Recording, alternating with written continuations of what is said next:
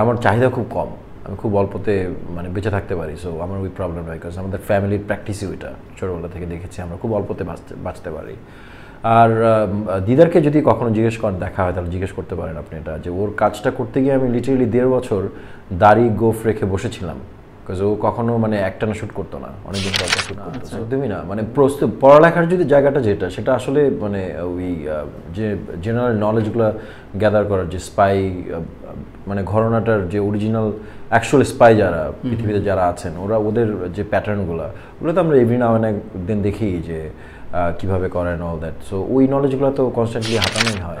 It is true যে আমাদের market অত বড় না এখনও, যে এখান থেকে আসলে বছরে একটা সিনেমা বা 2 বছরে একটা সিনেমা করে আমি অনেক বেশি ইনকাম করতে পারবো। মার্কেটের ইকোনমির অবস্থাও তো আমাকে দেখতে হবে, তো চাইলেই তো হবে না। তো এখানে যারা ইনভেস্ট করছেন তারা মানে অনেক দরদ দিয়ে ইনভেস্ট করেন, আমরা তো চাইলেই অনেক কিছু, তাহলে তো সিনেমাটা আসলে নষ্ট হবে, রাইট?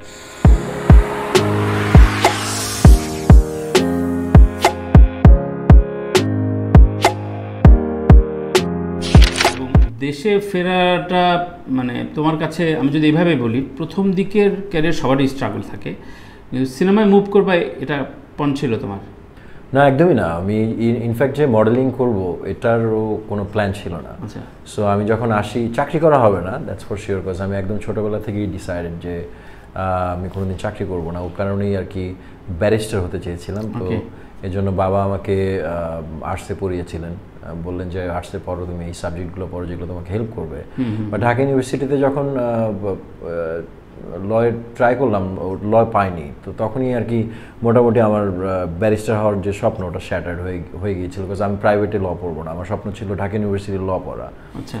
তো তারপর বাবাকে বলেছিলাম যে পড়ালেখা করবো না, বাবা বলছে ওটা তো হবে না, তোমাকে পড়তে হবে। আচ্ছা ঠিক আছে, তারপর পাবলিক আর্টে পড়লাম। এরপরে তো দেশের বাইরে ছিলাম বেশ কিছু বছর, তারপরে বাংলাদেশে ব্যাক করলাম আবার যখন, তখন I was board, most likely হয়তো ব্যবসা করতাম, এরকম একটা চিন্তাধারা ছিল। অলরেডি কোন পয়েন্ট তোমাকে টানলো যে আমি অ্যাক্টিং করব?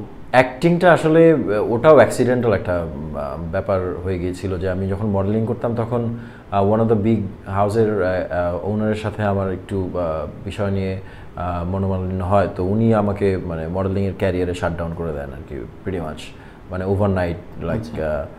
সো তারপরে আমি ডিসাইড করলাম যে আসলে ভিজুয়ালে যাব, যে লাইক ওকে ফাইন, মডেলিং করবো না, লাইক মানে এখানে অনেক বেশি গেম, আর wanna be part of it. এর চেয়ে আমার স্কিলটা আমি অন্য জায়গায় ডেভেলপ করতে চাই।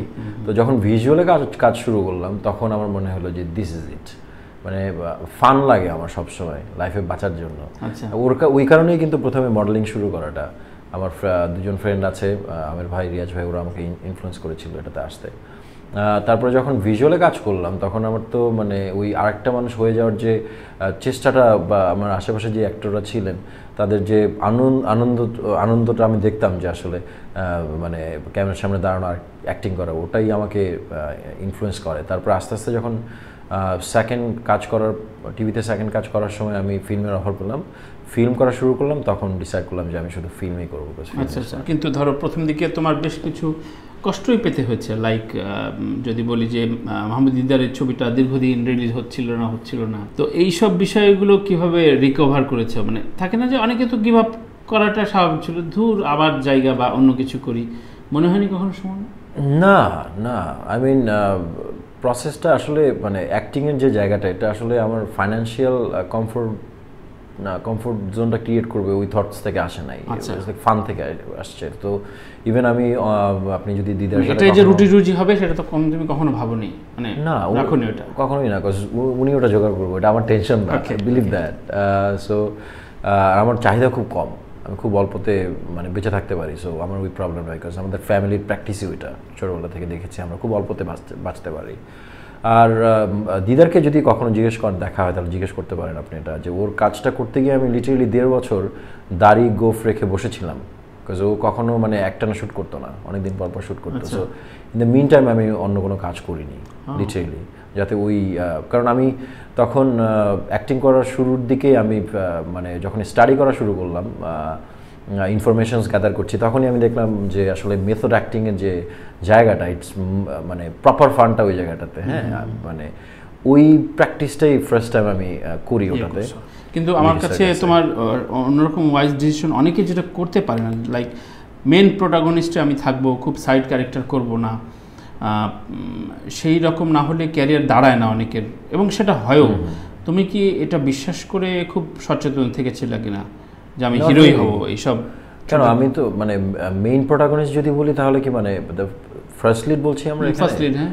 না, আমি তো ঢাকা অ্যাটাকেও তো সেকেন্ড লিডে কাজ করেছি। তারপর এখন যে অন্তর্জাল বের হবে, ইভেন আমার ফার্স্ট ফিল্ম যদি মানে ওখানে একটু ঝামেলা হয়েছিল, বাট আউট সে যে ওখানে তো আমার সেকেন্ড লিড ছিল, but end of the day অনেক ইয়ের কারণে আমি ফার্স্ট লিড হয়ে যাই।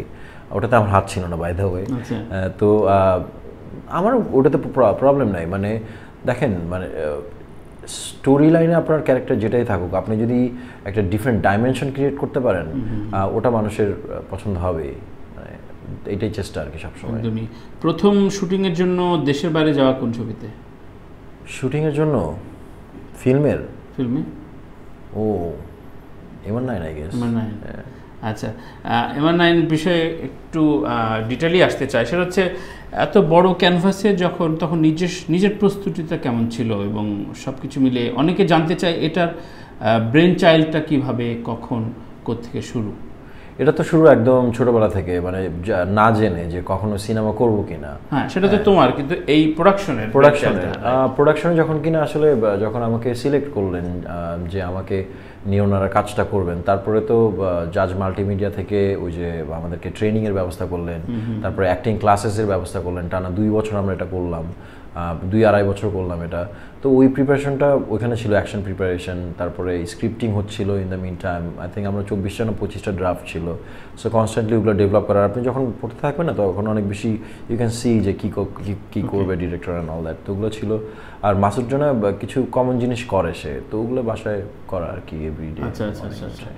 এমনিতে এমন না যে এই ছবিটি সাইন করার পরে কিছু বন্ড মুভি, মাসুদ রানার অন্য পড়াশোনা একটু বেড়ে গেছে তোমার নিজের প্রস্তুতির জন্য?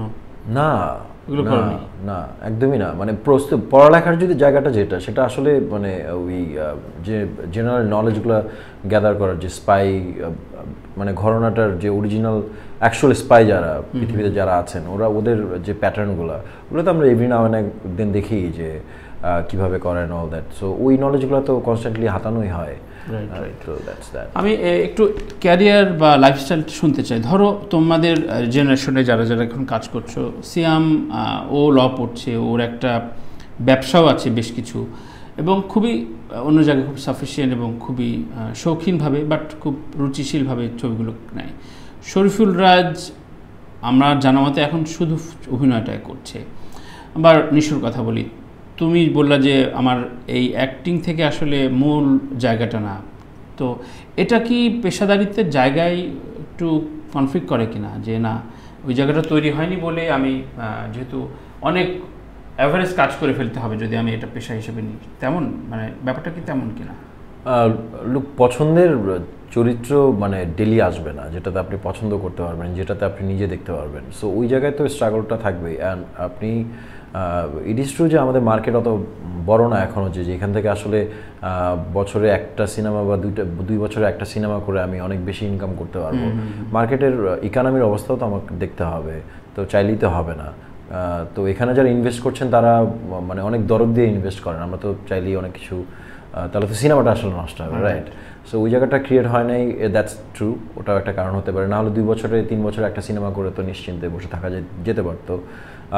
অ্যান্ড আই থিঙ্ক যে মোটামুটি একদম লার্জ ইকোনমির যে ইন্ডাস্ট্রিগুলো আছে ওগুলো ছাড়া ছোট ছোট ইন্ডাস্ট্রির যারা আছে ওরা এটাকে ভালোবাসা হিসেবেই নেয়। আই থিঙ্ক হয়তো আমাদের 2-1 সুপারস্টার যারা একদম সুপারস্টার হয়ে যান তাদের হয়তো ওই কমফোর্ট জোনটা ক্রিয়েট হয়, but end of the day I think সবাই তাদের যে ওই আর্নিংসটা আছে ওটাকে পার্মানেন্ট একটা জায়গা ক্রিয়েট করার জন্য তারা বিজনেসটাই, যে কোনো একটা বিজনেসকে চুজ করেন। এমনিতে কি এখন সুমন বলা যায় যে সালমান শাহ মান্না যুগের পরে তোমাদের যে জেনারেশন, বেসিক পার্থক্য কি, বেসিক স্ট্রাগলটার কি, পার্থক্যটা কি? 35-এর ফিল্মিং একদমই ডিফারেন্ট। তখন মানুষকে একদমই মানে জেনে তারা কি শটটা দিবে, মানে একদম পারফেক্ট না করা পর্যন্ত ডিরেক্টররা, আমার যেটা মানে স্টাডি যেটা বলে, কারণ তখন প্রত্যেকটা ক্যানের দাম অনেক ছিল, 4 মিনিট 20 সেকেন্ডের ক্যান ছিল, রাইট, এরকম 20,000 টাকা না কত টাকা ব্যাক ইন দ্য ডেজ, তো অনেক টাকা। তো ওইখানে তো আর এনজি দেওয়ার সুযোগ নেই, তো ওই জিনিসটা ওনাদেরকে অনেক বেশি বেটার করেছেন, পারফেক্ট করেছেন, হ্যাঁ, বড় স্ক্রিনের জন্য। কারণ ডিরেক্টররা ওই টাকাটার বা প্রডিউসার টাকাটা নষ্ট হবে এটা চিন্তা করে তাদেরকে পারফেক্ট করার পরেই দাঁড়া করেছেন। আর এখানে ওটা হয় না, এখানে অনেক বেশি আমাদের নিজেদের চর্চা, অনেক বেশি নিজেদের চর্চা।